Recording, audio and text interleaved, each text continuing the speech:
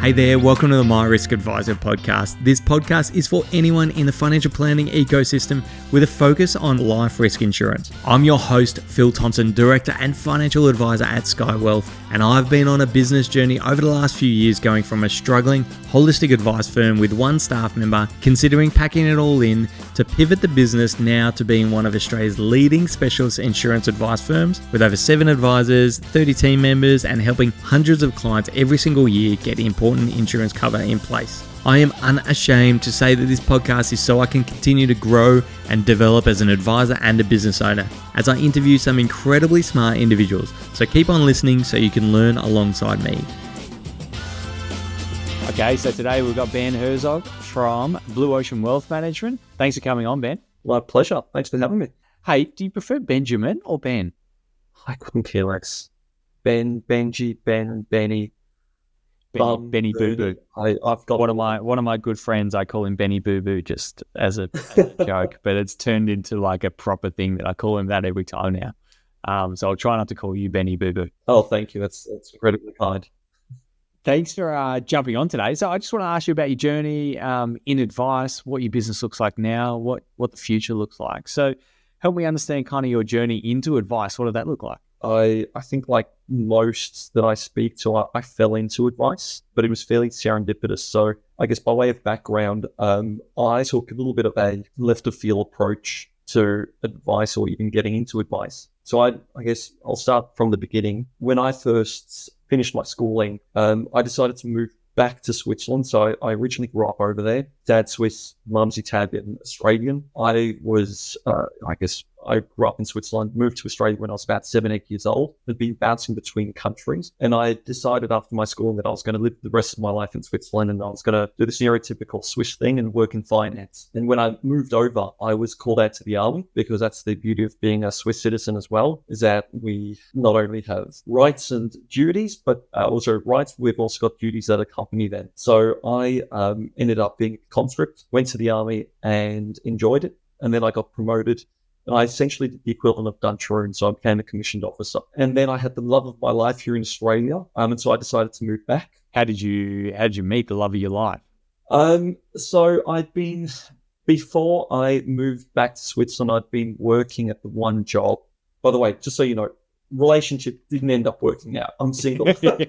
Yeah. So, that's our love of the life. There's multiple loves of your life, which is good. Yes, well, I say that slightly sarcastically, as in she was at the time the love of my life, and I did move, my life trajectory, or I changed my life trajectory and moved back to Australia. But I came back and I did my relevant qualifications in finance, and I saw a job opening for financial advice. I looked a little bit more into it, and I saw that a lot of the things that I enjoyed about the army were very much transferable. They also cropped up in advice. So it was the strategy component. I enjoyed being able to build people up because that's one of the responsibilities that I had as a commissioned officer, was that I had my own platoon. One of the first things that we had to do was try and train up our recruits into fully fledged soldiers. And just watching them on that journey was, there's something really rewarding about it. Watching them become, go from people who were kind of disenfranchised with the army, knowing that, especially in Switzerland, because it's a neutral country, it's conscription, so people just want to get it over and done with.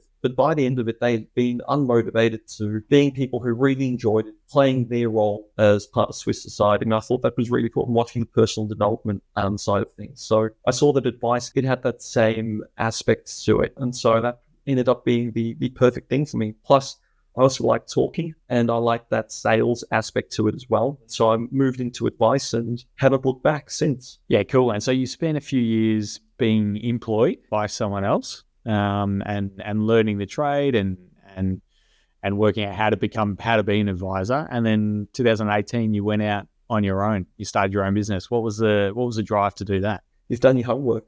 I guess there's a plethora of reasons. I think the first one was that Christian's my business partner. I'd met him and I really liked the way that he operated. I liked the level of integrity that he had and how he really had a client-first approach. So we very much gelled when it came to the business side of things. Even personally, we get along really well too. He's practically my best friend. So anyway, we'd always wanted to start our own thing, but we just weren't uncomfortable. And so we were comfortable enough working where we were. And good is the enemy of great. And it's the same thing with being comfortable. Being comfortable, it really just, it's not great. You've got the similar mentality where you have to kind of throw yourself into the deep end to really learn how to swim properly. And we were at that stage where we just felt we were too comfortable, that we needed to move along. Plus, the writing was also on the wall with the last firm that we were at. So there was just an inherent risk. So they weren't really taking compliance as seriously as we did. And so we saw the writing on the wall. We thought, well, we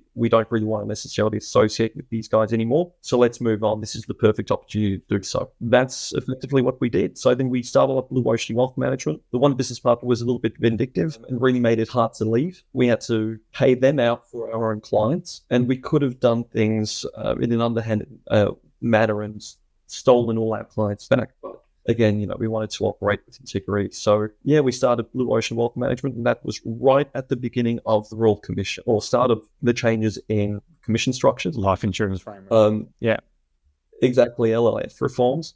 So that was a bit of a shock to the system. We also then had the Royal Commission at the end of that year, and then all the changes that came on after that. Yeah, it was an interesting ride, but it's been a good one. Outside of the reduction in commission rates, how did those things at the start of the business, how did that impact the business, negatively or positively? It was, in the long term, with hindsight, it was a positive thing, because we built up a lot more robust trail, and we're thankful for it now. But in the beginning, it was torture, because we had effectively gone from 120% commission down to 80%, and then each year it was dropping by 10% until it hit 60. And that's predominantly where we were generating our revenue from. And so again, like I said before, being uncomfortable really forces you to grow. And we had to roll with the blows, and we had to change the model which we were charging. And especially initially when you're starting off, we didn't really value our own advice. And so we were giving quite big discounts to clients on advice, relying on the insurance revenue to subsidize other areas of the advice. And we learned very quickly that wasn't a sustainable model. I did want to kind of go back, but I want to ask you heaps of questions about your charging models, what you did initially, what you're doing now, and how that'll work. But touch on it as much as you feel comfortable. But help me understand that you mentioned as you left the old business, there was a bit of difficulty with taking the client. So, the few questions I have, was it a little bit grey in terms of whose clients were they? Were they yours as the individual advisor, or were they the businesses? Help me understand kind of what happened there, and knowing what you know now, what would you do different? So I'll start off with your last question first. I would probably say get everything in writing. We knew so the people who we used to work for, we felt mates with them, right? We'd all worked the previous place. They then started up their own firm, and they poached us. They said, you can work on a model where you keep your own clients and you quasi pay us rent. So it was profitable on all sides. And so we expected to be able to take our clients. Now, the issue is that there were no employee agreements because we were subcontracting, and we didn't have anything in writing. And at the time, there were 4 partners, and one of the partners had a gripe with us leaving. The other 3 were fine. And he's the one who made our lives hard. We've since reconciled our differences, but at that time, he made it very, very hard for us to leave with our clients. And they said we owed them money. We had to pay them out for our clients, or for the trail. And so we did. And at the time, it wasn't a huge amount. They weren't taking us, 2 times our client rate or whatever it was. They just made us pay them out what they felt we owed them, which was, I think round about 25,000 on my end, 15,000 on Christian's end. So it was about $40,000, a bill that we weren't necessarily expecting. And we thought, well, we may as well pay this to them. When you're starting your own business and you're already freaking out about cash flow and what's going on, to have a 40 grand bill sitting on your desk from day one is a bit stressful. Yeah, it was. And by that time, we'd already taken the leap of faith and jumped off the cliff. And we were going, okay, well, this parachute's got a hole in it. How do we plug this before we hit the ground? I was just talking to a friend yesterday about moving out on their own and how that looks, and the conversation was very similar. I was like, yeah, we get along really, really well, me and my current employer, and so I think it'll be fairly straightforward. We'll come to an agreement. And in my head, I didn't say this to him. In my head, I'm like, yeah, this is a lot of people's scenario. Is things kind of feel good, sound good until kind of money gets involved, and then people can get a little bit funny about it. Yeah, and that whole saying of, oh, it's nothing personal, it's just business. I so disagree with that. Business is personal. It's what I do day in, day out. Most of my life has got to do with business. So now going back to kind of your business model and your charging, Ben, so you said at the start, a lot of your revenue was insurance. So help me understand, like from a percentage of the business, what did that look like in the first 12 months of business? Oh, geez, that was 80% of our revenue. And we weren't charging for statements of advice. We were building that, we weren't charging for statements of advice. We weren't charging for superannuation or investment advice. And it was completely bulk as what we were doing at the time. Is that because that was how it was in the previous firms you worked for? Like that was a similar charging model and you just copied that? Yes, but we also then realized, we thought, okay, well, we're making everything. And so we don't need to make as much because it's all coming to us, which again was a stupid mindset to take.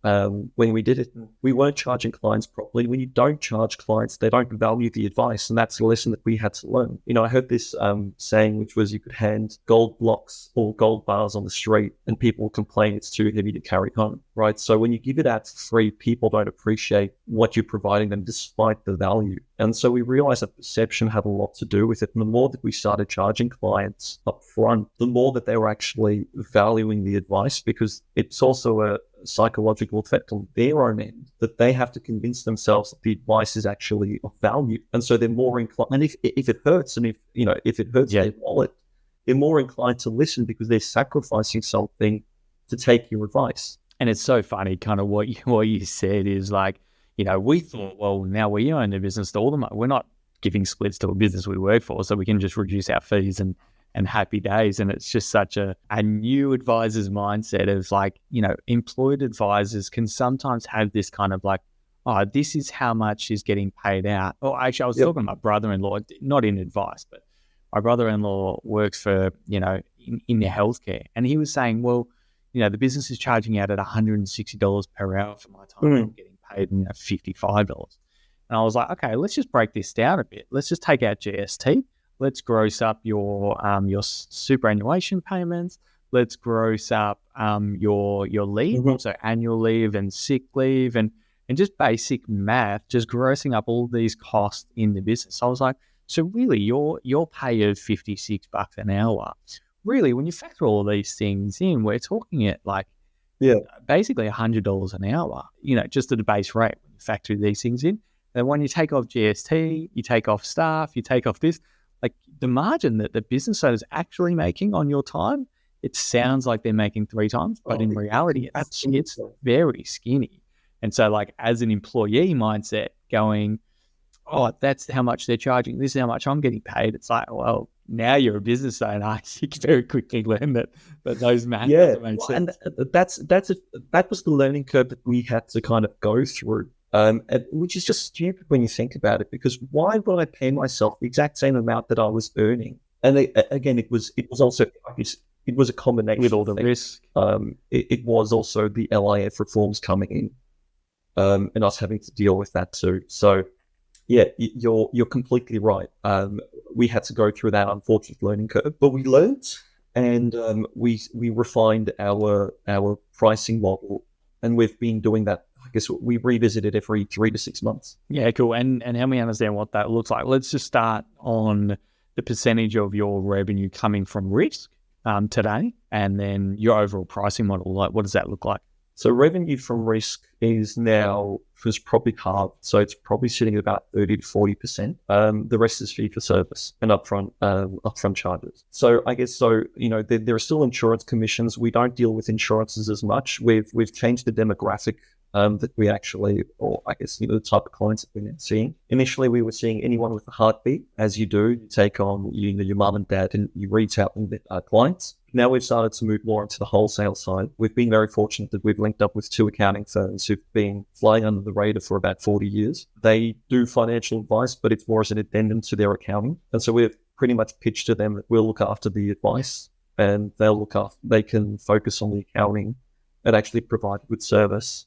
And we'll try our best to provide a good service on our end. And they've agreed to it. And so now they're referring quite a few clients onto us who are business owners and high-earning professionals. That's helped quite a bit.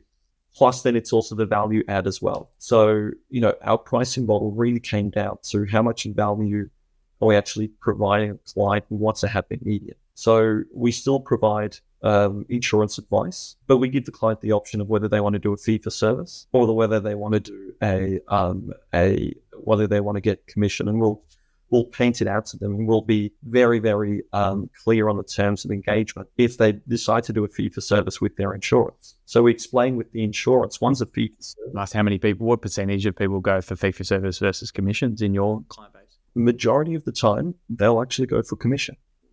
So about 90% of the time they'll go for commission, and that's purely from the way that we explain it in the terms of engagement. So if we just showed them the numbers, they'll probably go for a fee for service because they end up getting a 20 to 30% discount on their premiums for the life of the policy. The only issue is when you start adding in all the complexities to it. So with our terms of engagement, we say one is a fee for service. So we get paid for the work that we did, regardless of the outcome. The other one, we only get paid on the outcome. So if they have health issues, which 95% of the population do, and they've got pre-existing conditions, they're going to be slightly trepidatious on whether they're actually going to be able to get the cover in the first place. So if you're dealing with someone with type 2 diabetes who wants life insurance and their policies, I don't know, $15,000, and you present to them a fee for service, and you say, hey, you pay us $5,000 to do the statement of advice and everything all together, and we'll switch off commission. 90% of our clients are choosing commission over fee for service.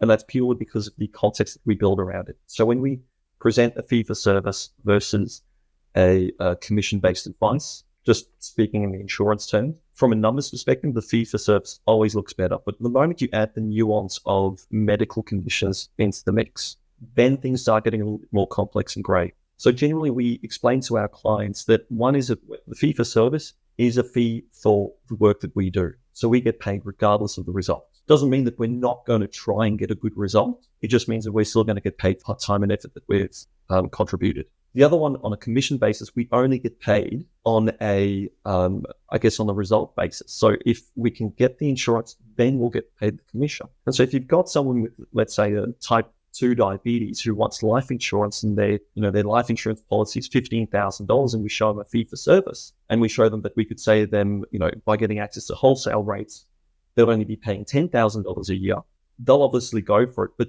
the fact that they've got type 2 diabetes and it's incredibly hard to get that type of cover, and all the hoops that they would have to jump through, they might not be too confident that they would be able to get that cover.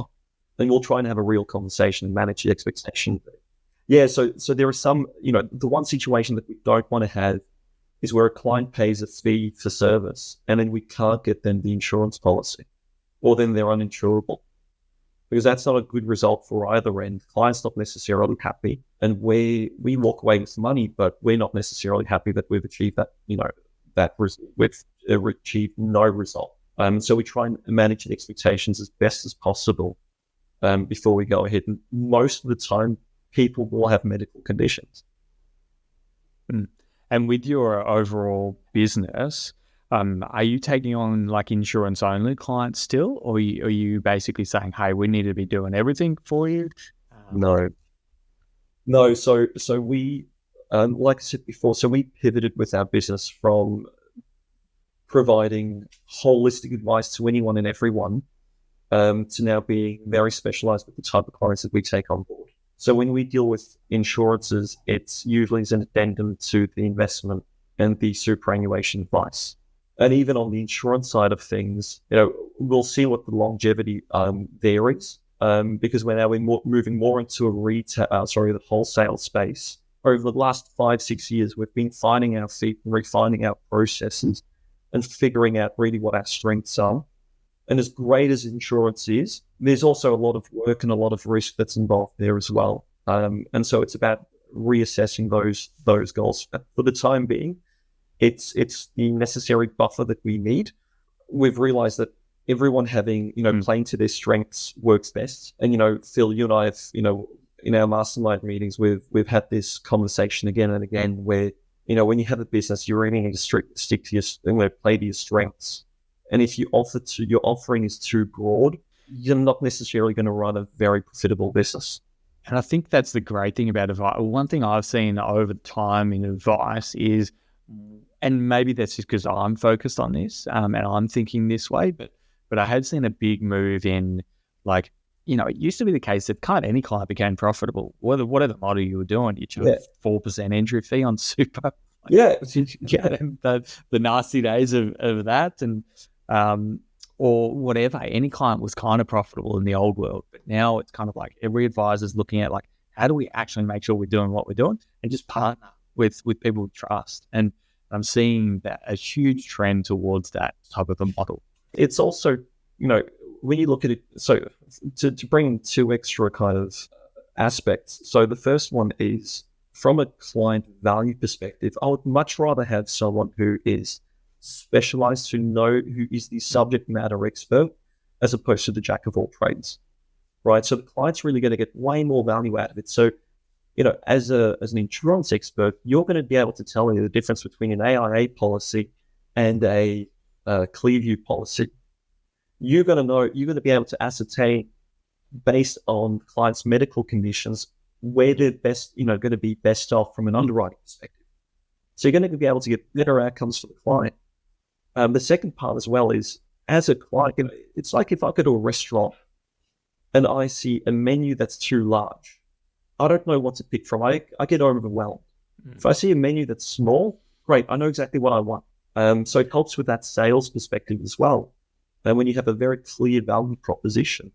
And then to add on top of that, to use the food analogy again, if I go to a Japanese restaurant, I want them to sell me Japanese.